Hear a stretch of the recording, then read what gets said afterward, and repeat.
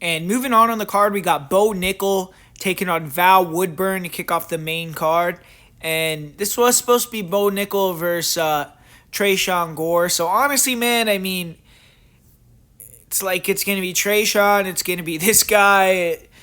They just need a warm body for Bo Nickal to go in there and show off against. I mean, it didn't really matter who his opponent was, and I don't really care if it's Trayshawn Gore or Val Woodburn. I mean, Val Woodburn has a cooler name, so maybe he should be the guy in this spot. I mean, it doesn't really matter, you know. But when you're looking at Woodburn, I honestly think he's a tougher fight because Trayshawn Gore, I think, is kind of like a I don't know. I don't want to say it. It's like hard to say it, but I think that he kind of is like a mental midget a little bit. Like just the way that he acted on the Tough House and how he fought against like Brian Battle, and I feel like he wouldn't have done well with this type of pressure. That's just my opinion. But Val Woodburn, I've heard some people talk about him out here in Vegas and listen to his fight week, his media day yesterday, and I think he's a lot more of an even keel, guy that has more confidence in himself, and I think that he's going to go out there and fight his fight, whether it's going to be leading to a victory or not.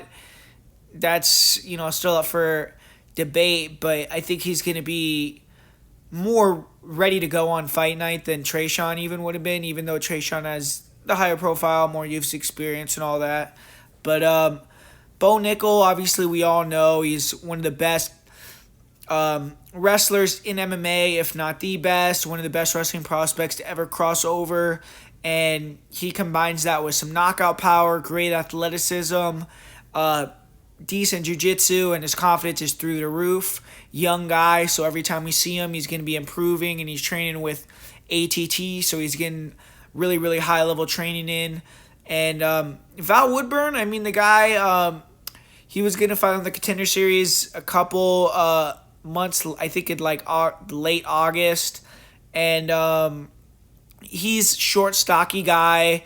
He's kind of like a fire hydrant kind of fighter. So those guys are always hard to take down. So it's not necessarily the easiest matchup.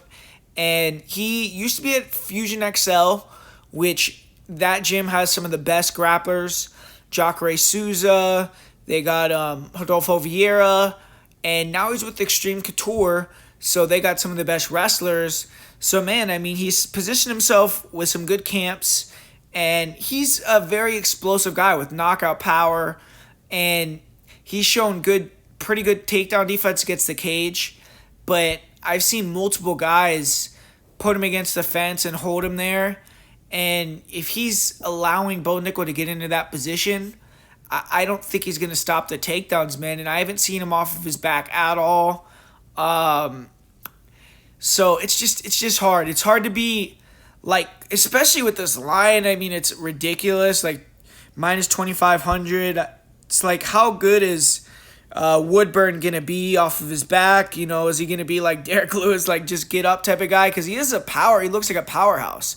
But against Bo Nickal, it's like this guy knows how to ride you, man, like no other, no homo.